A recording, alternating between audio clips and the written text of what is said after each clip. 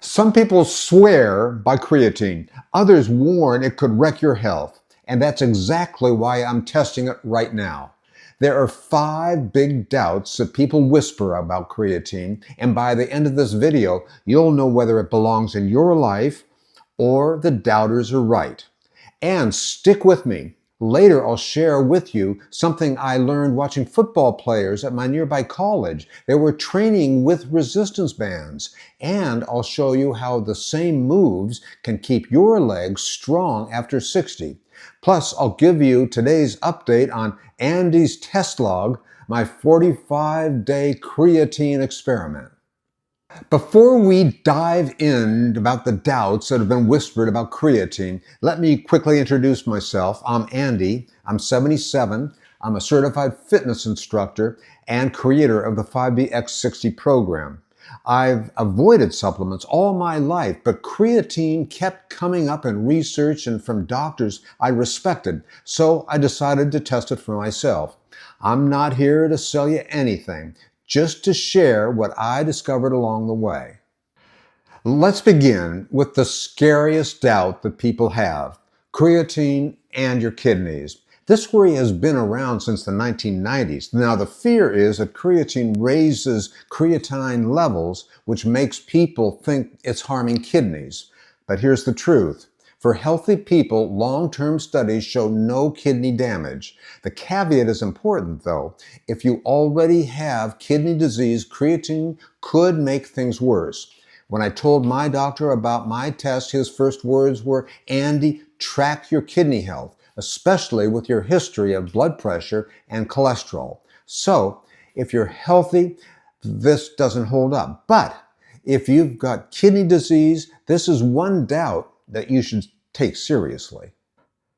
Now, let's move to another common worry: dehydration and cramps. The idea is that creatine pulls water into your muscles so the rest of your body can be shortchanged. Sounds reasonable on the surface, but the evidence doesn't support it. Research shows no higher rate of cramps or dehydration, and some studies even suggest that creatine may help manage water better. So this one doesn't hold water, but if you ever feel bloated or crampy, it's best checking with your doctor. Here is the third doubt that people have. Maybe creatine only works because you think it does. And yes, the placebo effect is real. If you believe something helps, sometimes that belief gives you a boost. But here's the key. Creatine has been tested in double-blind studies where people didn't know they were taking it or not. And those that were actually getting creatine actually showed stronger muscles, faster recovery, and better performance. So yes, belief does play a role that creatine goes beyond placebo. It delivers measurable results, even when people don't expect it. Here's a more recent debate: creatine and the brain. Some say it improves memory and focus, while others say it's hype. The truth, the research is still developing. Other studies show creatine might help, especially in older adults and vegetarians, but the science isn't conclusive yet. So this one isn't a myth, but it's not proven either.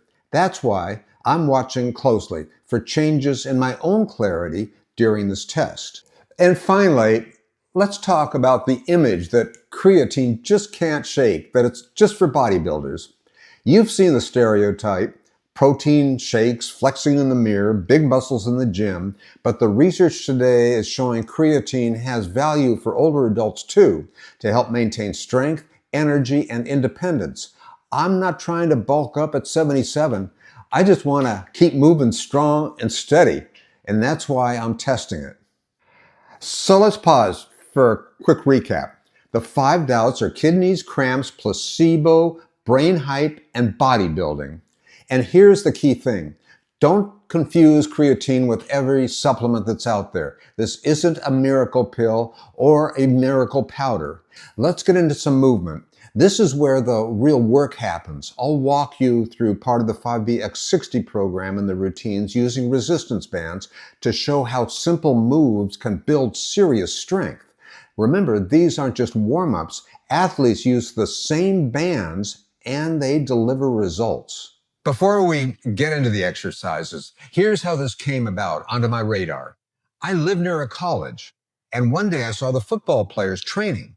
They weren't just lifting heavy weights, they were using resistance bands, the bands to pull against something. Every step, every sprint, that struck me. If serious athletes are using bands for explosive power, maybe we can use the same tools not to run touchdowns, but to keep our legs strong and steady. Here are 3 band movements that I've added to my 5BX60 routine. Leg press. Put the band around your foot, press forward and return. It strengthens your quads. Athletes use them to draw forward. We use them to get up from stairs or climb stairs. Now, abduction ties, band tied above your knees, push one knee out and then return. It builds up hip strength, balance. Now, football players use it for cutting sideways. We use it to walk steady and squat with bands. Step on the band, ends at your shoulders, squat down and rise. It gets your quads, glutes, and hamstrings, the power zone. Athletes need it for sprints. We need it for independence. These 3 simple moves, same tool that football players use, scaled for us to help us live independently. All right, time now for Andy's test log. Nothing dramatic to report. No fireworks, no crashes, just steady. Took my gummy this morning, like always. I don't expect magical results overnight. This is a long game. Energy a little flat starting out.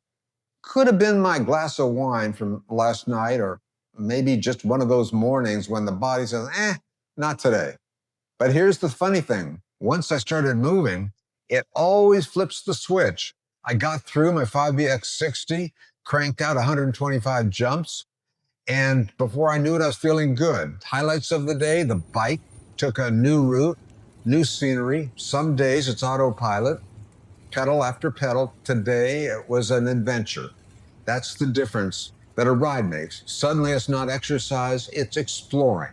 And of course, Charlie, a dog never makes me slow down. He walks, run. He's ready before I am. His energy is contagious. I'll say it again.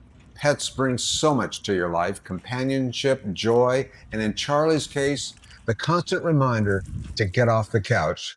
So that's week 4, a slow start, solid workout, adventurous ride, and Charlie making sure that the pace never stops. Creatine, still steady, not spectacular, but solid, and sometimes solid is the real win. Some days I feel the difference, some days I don't. That's the honest truth. And that's why I'm sharing it with you. And of course, I am still working on my jump rope challenge, building from 100 to 200 a day. If you're jumping too, let me know your number in the comments. We'll keep each other going. So there you have it. The 5 biggest doubts about creatine. Which one still worries you? Kidneys, cramps, placebo, brain hype, or bodybuilding? Tell me in the comments section. I really want to hear your thoughts about that. And if you want to see how my 45-day test plays out, hit subscribe and follow along. We'll figure it all out together. At the end of the day, creatine is just one part of the conversation. The bigger goal is health span, living strong, energized, and independent.